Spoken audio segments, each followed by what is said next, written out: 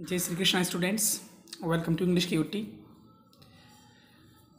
Clause में हमने noun clause और एडजेक्टिव क्लॉज जो है वो कवर कर लिए हैं। So today's topic is adverb clause.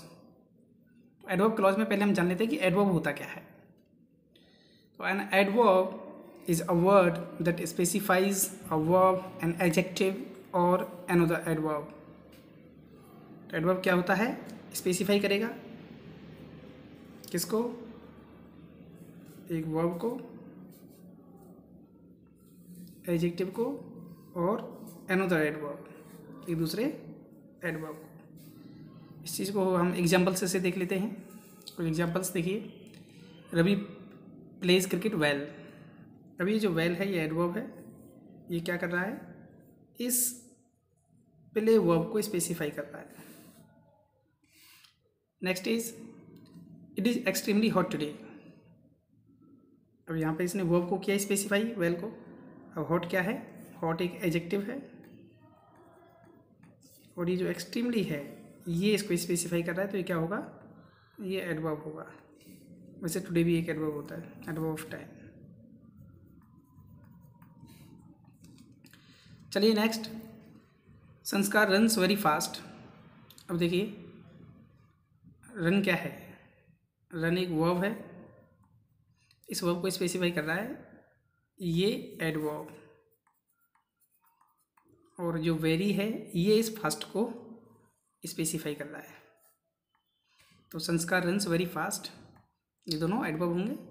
जो फास्ट एडवर्ब है वो रन्स को स्पेसिफाई कर रहा है और जो वेरी है वो फास्ट को स्पेसिफाई कर रहा है, अनदर एडवर्ब को। तो आई होप एडवर्ब की जो डेफिनेशन है वो आपको समझ में आई होगी। चलिए आगे देखते हैं। तो ये तो था एडवर्ब। अब हम बात करते हैं एडवर्ब क्लॉज की, कि एडवर्ब क्लॉज क्या है। देखिए, an adverb clause is a subordinate clause that adds more information about place, time, manner, cause और degree to a verb, an adjective, a phrase और अनदर एडवर्ब। तो वर्ब के लिए क्या क्या चीज़ें होंगी? हो सकता है कि प्लेस के बारे में, टाइम के बारे में, मैनर के बारे में, कॉज के बारे में या फिर डिग्री के बारे में जो बताएगा, जो उसको स्पेसिफाई करेगा वो एडवर्ब क्लॉज होगा। एडजेक्टिव को स्पेसिफाई करेगा वो एक एडवर्ब होगा। किसी फ्रेज को कर सकता है वो एक एडवर्ब होगा और अनदर एडवर्ब, जैसा कि हम डेफिनेशन में देख चुके हैं। आगे देखिए, इसको हम एग्जाम्पल से देखते हैं। When he arrives, he will tell us about the incident. अब देखिए when क्या है? when एक सबऑर्डिनेट कंजंक्शन है, तो ये जो हुआ ये सबऑर्डिनेट क्लॉज हुआ। इतना तो क्या हुआ? Subordinate clause. अच्छा, when he arrives, he will tell us about the incident। इसके बाद ये जो बचा ये मेन क्लॉज हुआ। अब ये जो है ये इस पर डिपेंडेंट है, तो ये तो मेन क्लॉज हो गया।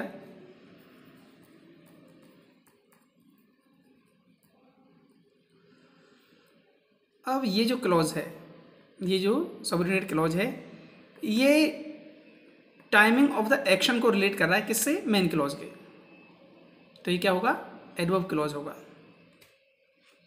नेक्स्ट देखिए, please stay here until I return. अब ये जो है अंटिल एक सबऑर्डिनेट कंजंक्शन है ये। अच्छा, अंटिल आई रिटर्न ये कब तक है? ये किससे रिलेटेड है? ये इससे है। यहाँ पर स्टे करना है कब तक? जब तक कि मैं वापस नहीं आ जाता हूँ, अंटिल आई रिटर्न। तो ये क्या होगा? ये एक एडवर्ब क्लॉज होगा। नेक्स्ट देखिए, if you work hard you will pass. अब देखिए इफ़ क्या है? एक सबऑर्डिनेट कंजंक्शन है, तो ये जो यहाँ तक बचा ये क्या बचा? सबऑर्डिनेट क्लॉज बचा। अच्छा, इसमें कंडीशन है। कंडीशन क्या है? If you work hard you will pass. तो ये जो है ये क्या होगा? एडवर्ब क्लॉज हो जाएगा। क्या हो जाएगा? एडवर्ब क्लॉज हो जाएगा। और वैसे भी देखिए एक छोटी सी पहचान है एडवर्ब क्लॉज की, कि सबसे पहले हम सबऑर्डिनेट क्लॉज और मेन क्लॉज तो फाइंड आउट कर ही लेंगे। अच्छा, जो मेन क्लॉज का जो सेंटेंस होगा उसको छोड़कर बाकी जो सबऑर्डिनेट क्लॉज का जो सेंटेंस होगा वो या तो वेयर का रिप्लाई करेगा, या व्हेन का रिप्लाई करेगा, या हाउ का रिप्लाई करेगा, या इन व्हाट मैनर का रिप्लाई करेगा। तो इन सारी चीज़ों का जो रिप्लाई करेगा क्या, या तो when, where, how, in what degree,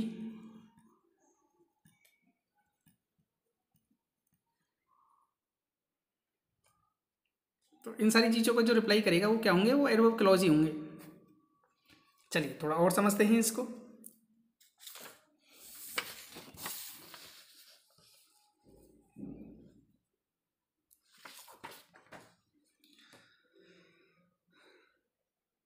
adverb clause can be classified as follows. कौन कौन से, तो देखिए एडवर्ब क्लॉज ऑफ टाइम, जैसे मैंने कहा कि जो टाइम है ऑब्वियसली व्हेन का रिप्लाई करेगा। This adverb clause answers the question of when, ये व्हेन का रिप्लाई करता है। तो this clause is introduced by conjunctions of time that are when, before, after, until, since, as soon as, while, as etc। तो ये जो इन conjunctions से जो है वो एडवर्ब क्लॉज शुरू होगा। कौन सा, एडवर्ब क्लॉज ऑफ टाइम। देखिए कुछ एग्जांपल देख लेते हैं। As soon as a thief saw the policeman, he ran away। तो देखिए as soon as क्या है, एक सबऑर्डिनेट कंजक्शन है। ये जो बचा, ये क्या हुआ, सबऑर्डिनेट क्लॉज हुआ। he ran away, वो भाग गया।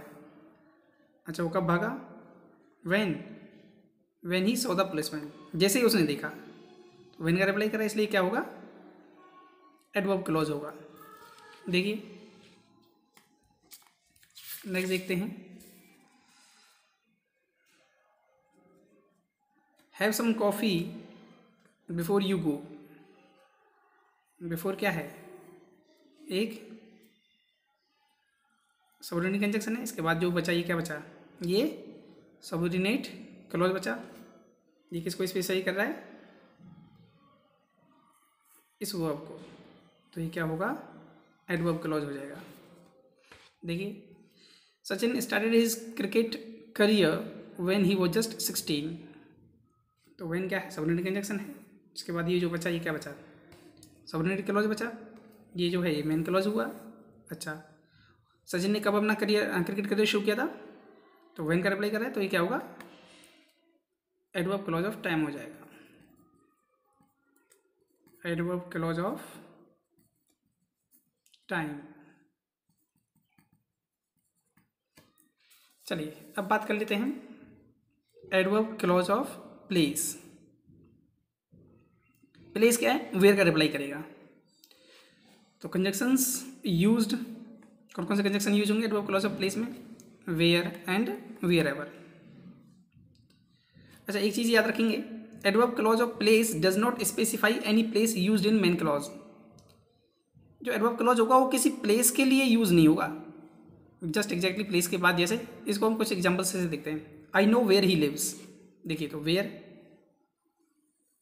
ये जो है सबऑर्डिनेटिंग कंजक्शन है, तो ये सबऑर्डिनेट क्लॉज बचा, sub clause.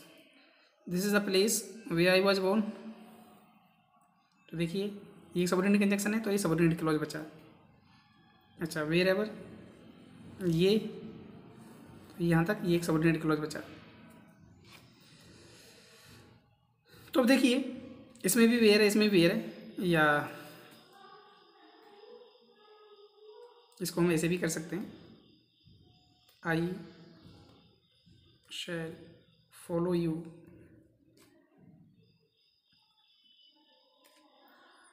Where you go. जहाँ तुम जाते हो मैं तुम्हें फॉलो करूँगा। तो देखिए अब यहाँ पे भी वेयर है, तीनों में वेयर है, लेकिन तीनों जो क्लॉजेस हैं इसमें डिफरेंस होगा। ये एक नाउन क्लॉज है, ये एक एडजेक्टिव क्लॉज है, एडजेक्टिव क्लॉज, और ये एक एडवर्ब क्लॉज है। वेयर इज द डिफरेंस, कैसे हम आइडेंटिफाई करेंगे कि ये जो है ये क्या है, ये नाउन क्लॉज होगा, ये एडजेक्टिव क्लॉज होगा और ये एडवर्ब क्लॉज होगा। देखिए नो एक ट्रांजिटिव वर्ब होता है, ट्रांजिटिव वर्ब के बाद एक ऑब्जेक्ट आता है, तो ये ऑब्जेक्ट के तौर पे काम कर रहा है। तो ऑब्जेक्ट के तौर पे क्या काम कर सकता है, नाउन ही कर सकता है, ना तो एडजेक्टिव कर सकता है ना एडवर्ब कर सकता है। अच्छा देखिए दिस इज द प्लेस। अब ये जो प्लेस है ये क्या है, ये नाउन फ्रेज है, इस नाउन फ्रेज को जो स्पेसिफाई कर रहा है वो क्या है, वो ये क्लॉज है। और नाउन फ्रेज को स्पेसिफाई करता है जो नाउन को या प्रोनाउन को जो भी है वो क्या होता है, वो एडजेक्टिव होता है, एडवर्ब नहीं होता है। अच्छा भैया देखिए, wherever you go I shall follow you. अब जो वेयर एवर है वो इसमें मेन क्लॉज में किसी भी नाउन या प्रोनाउन को स्पेसिफाई नहीं कर रहा है, इसलिए क्या ये ना तो एडजेक्टिव क्लॉज होगा और ना ही कोई सब्जेक्ट ऑब्जेक्ट के तौर पर काम कर रहा है, तो ये क्या हो जाएगा, एडवर्ब क्लॉज हो जाएगा। आई होप एडवर्ब क्लॉज आपको समझ में आया होगा। एडवर्ब क्लॉज ऑफ प्लेस कि जो वेयर का रिप्लाई करेगा, लेकिन किस तरह ये डिफरेंट है, किस तरह ये अलग है किससे, नाउन क्लॉज से और एडजेक्टिव क्लॉज से। चलिए आगे देखते हैं।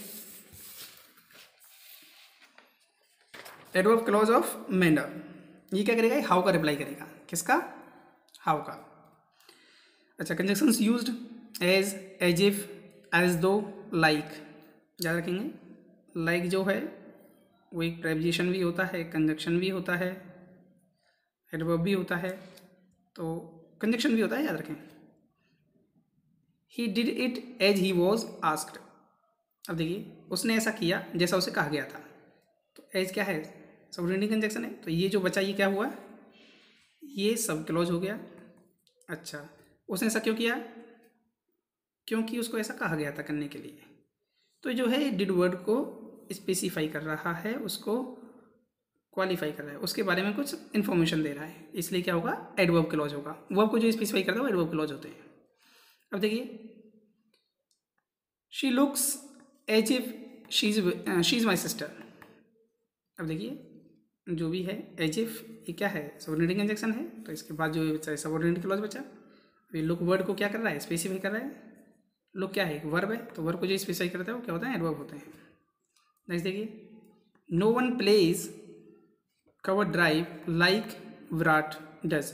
विराट मतलब विराट कोहली।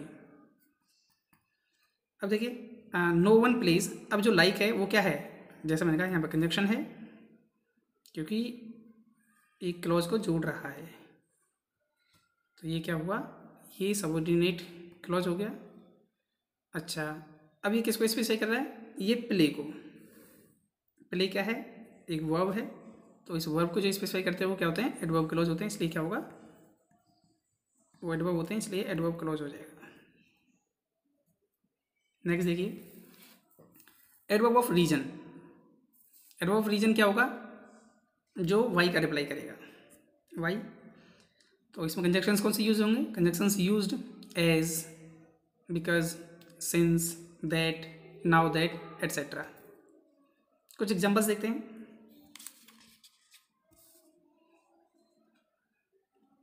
ही was punished as he was absent. तो देखिए, ही वॉज पनिश्ड, उसको पनिश किया गया, वाई, वाई का रिप्लाई कर रहा है, ये पूरा जो पूरा है ये वाई का रिप्लाई कर रहा है, तो क्या होगा, एडवर्ब क्लॉज होगा। नेक्स्ट देखिए, I did it because he told me to.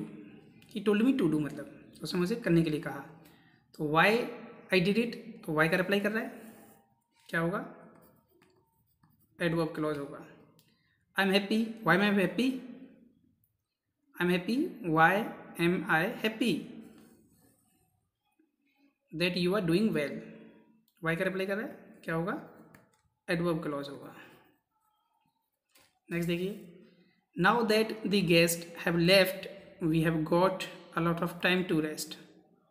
Guest थे वो चले गए, तो कम से कम अब हम रेस्ट कर सकते हैं, तो why we have got a lot of time to rest, तो उसका रिप्लाई कर रहा है ये, क्यों मिला भैया हमें टाइम, क्योंकि जो गेस्ट हैं वो चले गए, तो क्या होगा, ये एडवर्ब क्लॉज होगा। नेक्स्ट देखिए, एडवर्ब क्लॉज ऑफ डिग्री, या इसे हम एडवर्ब क्लॉज ऑफ कंपैरिजन भी कहते हैं। तो रिप्लाई करेगा टू व्हाट डिग्री, किसका, वो डिग्री का। तो चलिए इसको देखते हैं।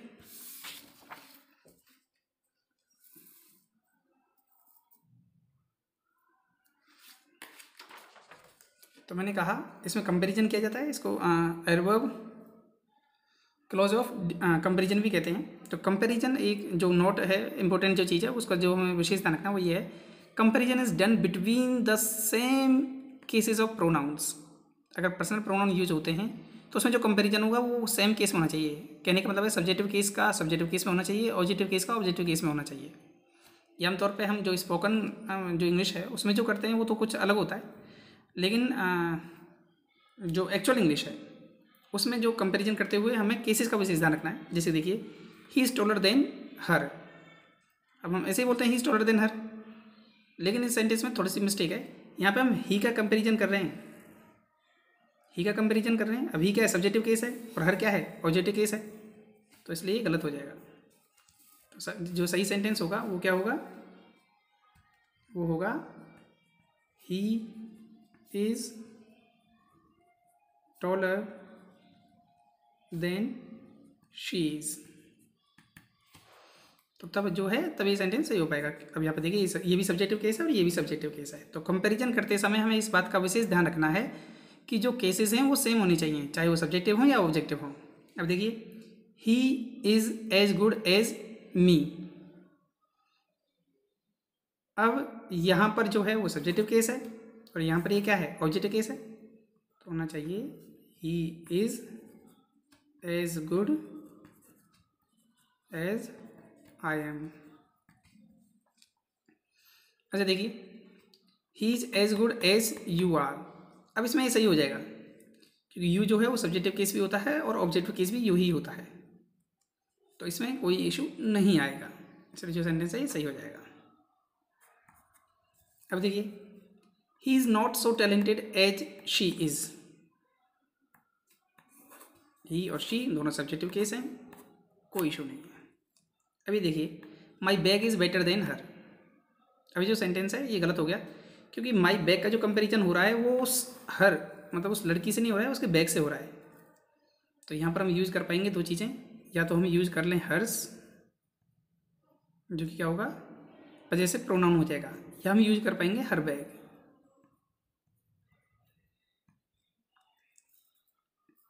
अच्छा अगर ऐसा होता, my bag is better than his, इस केस में ये सेंटेंस सही हो जाता क्योंकि जो हिज होता है वो पजेसिव डिटर्मिनर भी होता है और पजेसिव प्रोनाउन भी होता है। तो पजेसिव प्रोनाउन के मामले में सही हो जाएगा, इसका मतलब हो जाएगा हिज बैग, तो उसको स्पेसिफाई करने की जरूरत नहीं पड़ेगी। चलिए आगे देखते हैं। एडवर्ब क्लॉज ऑफ कंसेशन और कॉन्ट्रास्ट, ये किसका रिप्लाई करेगा, मतलब इसका मतलब होगा इन स्पाइट ऑफ और ऑन द कॉन्ट्रेरी, उसके जस्ट अपोजिट। अच्छा देखिए आगे, conjunctions used though, although, even though, even if, however, whether etcetera, ये जो एडवर्ब्स हैं वो हम इसमें यूज करते हैं। तो देखिए, दो he is rich he is not satisfied, दो क्या सबऑर्डिनेट कंजक्शन है। अब वो सेटिस्फाइड नहीं है